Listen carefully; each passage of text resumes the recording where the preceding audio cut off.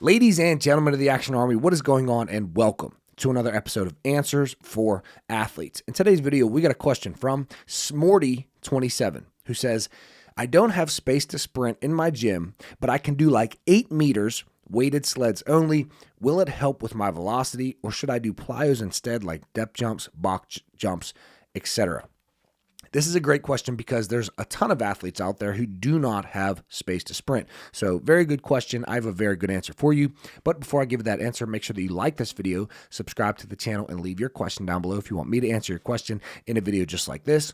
And there's a link down below in the pinned comment and in the description of this video with access to my advanced training programs. Do me a favor and invite that link out to the most expensive restaurant in your town and offer to pay. But when it comes time to pay, after you guys eat the food, say that you left your wallet in the car and leave and just never come back. Anyways, $20 a month gets you access to any one of my advanced training programs. $40 a month gets you access to literally every single program that I've ever created. And my options for coaching, customized, personalized coaching are down there below as well. So let's get into it. Essentially, your question is, what is a good alternative for sprints? Now, we understand that there is no real alternative for sprints. Sprints, like I've stated in many videos before, if I can only do a couple exercises to increase my vertical jump, sprints is always going to be sprints is probably number 2 or 3. Max approach jumps, then maybe like a squat or a strength exercise, riff with elevated split squat. Sprints, there's nothing that you can do to improve your velocity more than a sprint. So I am essentially in this situation sometimes as well. So I have 2 locations where I train my athletes in person. And at one location, we can do sprints. And at another location, sometimes we cannot do sprints. So I train athletes at the high school that I coach my high school basketball team at. Gets a little funky, but we have to open the double doors to the gym, start out in the hallway, and we have about 40 yards to sprint before we run into the wall.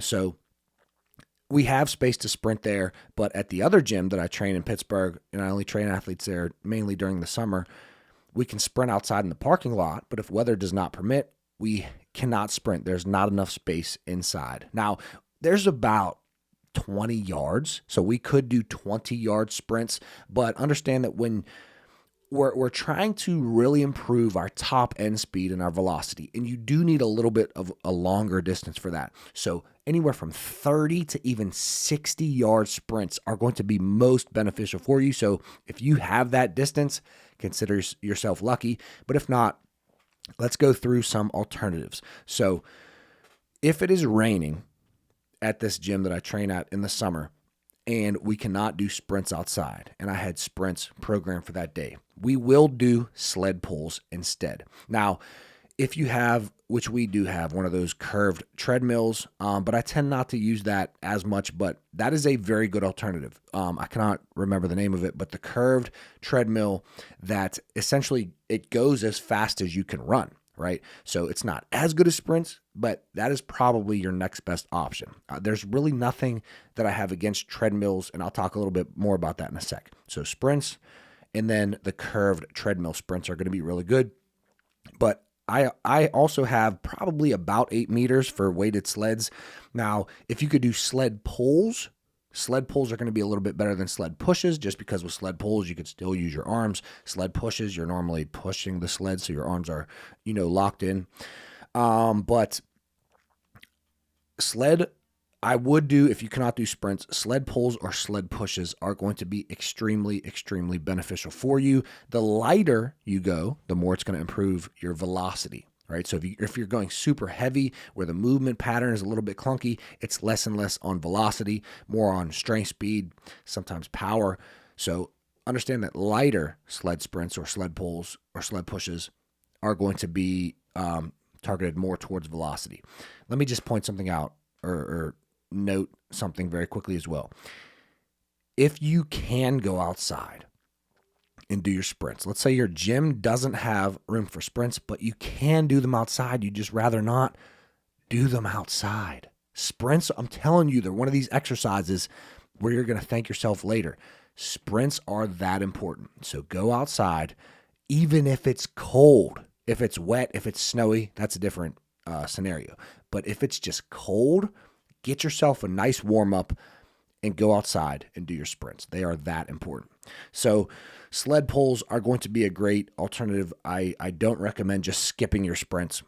Definitely replace them with something else. Sled pulls, sled pushes, that can be a good alternative. Let's talk about a regular treadmill. A regular treadmill is going to be good, but most treadmills, for all of you out there, you watching this video, you're fast. You ain't no slow-ass athlete. You're fast. There's no way, for most of you, that your treadmill, unless you got some crazy advanced treadmill, there's no way that your treadmill is going to be fast enough to get you to top-end speed. Some athletes, yeah. But like if I go to LA Fitness, or I used to live in an apartment building and they had treadmills in there, and it went up to like 12 miles an hour or something like that, that's not fast enough, but that is a good alternative. And I used to think it wasn't. It's definitely not. It's not even close to a replacement. We're not getting that top end speed. We're not getting that velocity. But running, I have changed my outlook on a little bit. Running is super important, right? So sprints on a treadmill, even if it only goes to 10 miles an hour, 12 miles an hour, 15 miles an hour, it's probably not going to be fast enough for top end speed, but I would still do your sprints on that treadmill. And I was listening to the Coach 'em Up podcast, and Tim Riley training is the one who made me think, yeah, I think running is that important. Sprinting, even if it's at sub-maximal speeds, running on a treadmill, it really is that important. So a regular treadmill isn't going to get that top end speed, that velocity, but I would still do it. If you don't have the distances, if you don't have a sled, definitely still do that. Now let's talk about plyometrics that you can do. Sprints are a reactive based plyo. Super reactive, the most reactive that you could get. Your foot is hitting the ground and then boom, boom, boom, boom, boom. So there's, like I keep saying, there's nothing that can replace it, but you can do reactive-based plyometrics, and it's going to get you, the shorter ground contact times, bounce off the ground. So you could do some hurdle jumps. You could do some pogo jumps. You could do, what I like a lot is repeated box jumps because it gets that dorsiflexed ankle. And, when you're sprinting, you start with your leg in front of you, and then it moves to behind you, and then you push off. So we can get, the feet behind the hips when we are jumping back onto that box. So reactive box jumps are very good. But single leg hops, bounding, things like that, they can be drop jumps.